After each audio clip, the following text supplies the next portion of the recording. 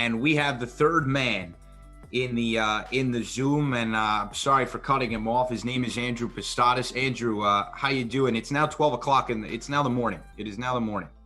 Yeah, we're crossing the midnight hour. And Chris, you know what? Truthfully, I think people would rather listen to you. Your voice is incredibly beautiful and it's aesthetically pleasing to listen to. I don't think anyone wants to listen to my raspy, nasally voice. But again, I am here with some headlines. And guys, you spent a majority of the first hour in the association. Let's stay there because obviously the big news right now, NBA free agency for the upcoming season, which starts December 22nd.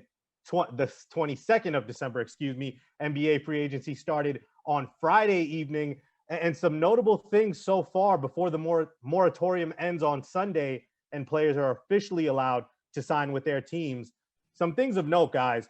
Montrezl Harrell is staying in Los Angeles, but he's going to sign with the defending champion Los Angeles Lakers, 2-year, $19 million, and that's already after the Lakers had signed Wesley Matthews to a 1-year, $3.6 million deal. Danilo Gallinari is heading to the ATL. He's going to join the Hawks on a 3-year, $62 million deal. Our producer, Alex Walls, will be happy to know that Goran Dragic is going to re-sign with the Miami Heat on a 2-year deal. Also re-signed Myers Leonard. As Chris mentioned earlier, Joe Harris staying with Brooklyn on a 4-year, $75 million deal. The Wizards re-signed Davis Bertans. How about shooters in this free agency? Davis Bertans, 5 years, $80 million. And for the Detroit Pistons, they give Jeremy Grant $60 million after a solid postseason performance in the bubble. They also signed Mason Plumlee to a 3-year, $25 million deal, leaving their talented young big man, Christian Wood, to go to Houston on a 3-year, $41 million deal. A lot of things happening. Still a lot of moves left to be done in the next couple of days. Jimmy, I'll come to you first. What are you liking so far? What are you not liking so far in free agency? I'll start on a positive note. I like what the Lakers are doing. I mean, they get Montrezl Harrell. Is it weird for me to think that with the moves they made, in a way, they're almost better? Like, they shipped off Danny Green, and Dwight Howard had the about face last night where he tweeted that he was going back to LA, deleted it, and then like 15 minutes later it comes out that he's going to the 76ers. But you've got a younger rim protector type in Harrell. You've got a guy in Wes Matthews who will fill Danny Green's role for less money. This is really good for the Los Angeles Lakers. I don't know if they could have done a lot better than what they've done in the first hours of free agency. So really impressed by LA, and it's about as good as they could have hoped for. It's going to be tough for them in the West next year, defending their championship, but they're getting really good pieces to surround LeBron, and they want to extend Anthony Davis. It seems like that's going to get done. And hats off to them. Hats off to Rob Pelinka and that front office. I think they're doing a really good job so far in free agency.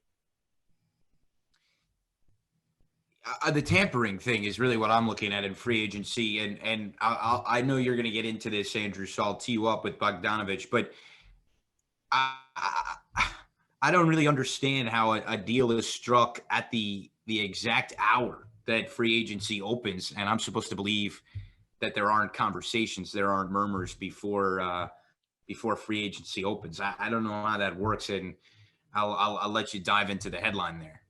Yeah, and Bogdanovich, I mean, one of the more coveted restricted free agents going into this. Most people have known that he does not want to be in Sacramento anymore. And after midnight a few days ago, after the Drew Holiday deal to Milwaukee had been announced, there were links with Bogdanovich to the Milwaukee Bucks.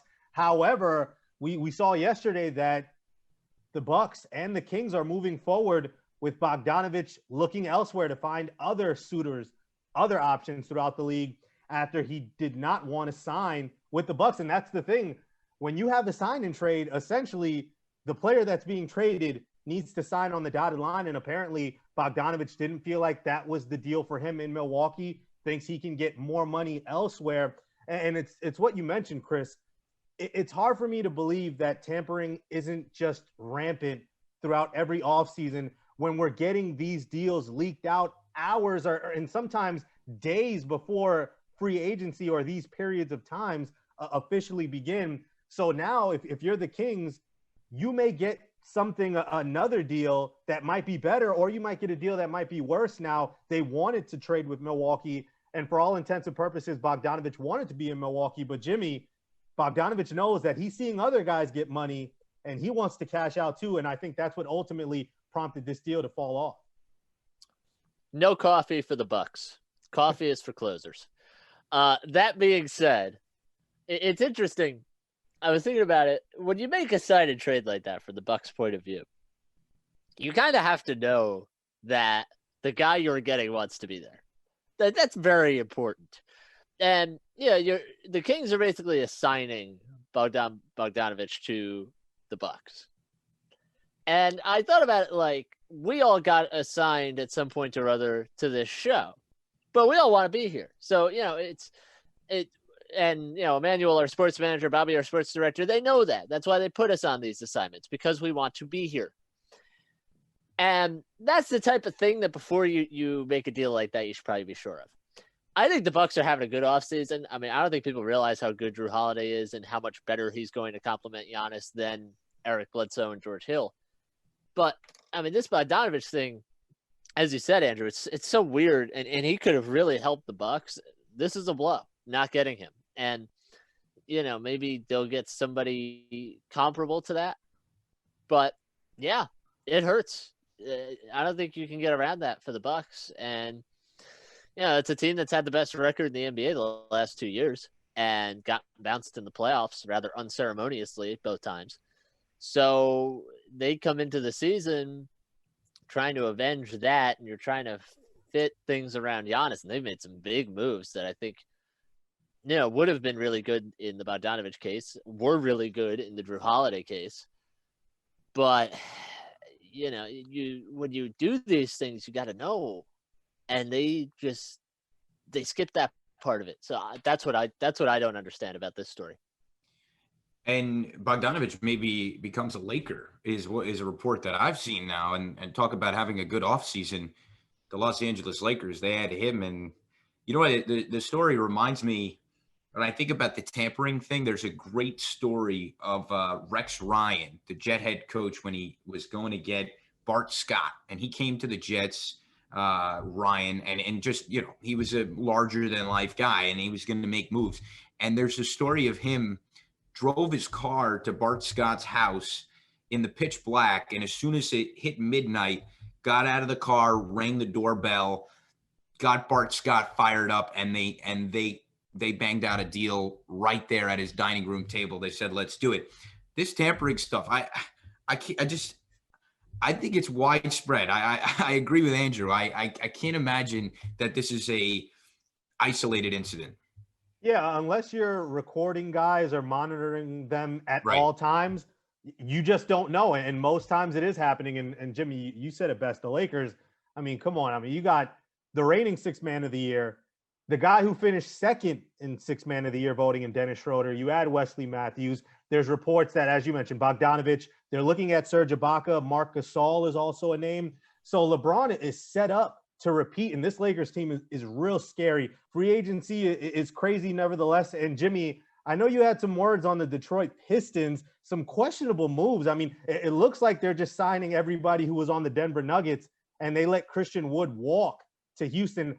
I mean, they had a great draft getting Killian Hayes, Sadiq Bey, but this free agency start for them, it has to be a disappointment. I'm just trying to figure out where they're going with this. Like, I mean, you've got Blake Griffin. That's one. You signed Plumlee. You signed Grant. You're sitting here, and it's just like every big man. It's like, sign him up. I struggle to understand the logic. Like, the NBA, generally speaking, is going towards smaller, more shooting. The Pistons are zagging as everybody else zigs. And it's just so weird to me. And it's not, in an analytically inspired way, like, oh, this is interesting. We'll see how this goes. This is like galaxy brain type stuff. the Detroit Pistons are doing right now. I don't know what the point of it is, and I'm very skeptical that it's going to work. Turn left when everybody else turns right. Sometimes it ends up working, Jimmy. I say don't knock it. Don't knock it till you try it. I would just say Jeremy Grant deserves $60 million. He played his butt off in the bubble. But if you're Detroit, you don't want to be that team that takes that bet and tries to invest $60 million on a guy who really essentially had 2 good months of basketball to work with, a small sample size. But again, Detroit's trying to make a change. A lot of teams, Atlanta getting Gallinari. The East is still open from seeds 5 to 8. So a lot of teams there are trying to make their way and become playoff contenders again.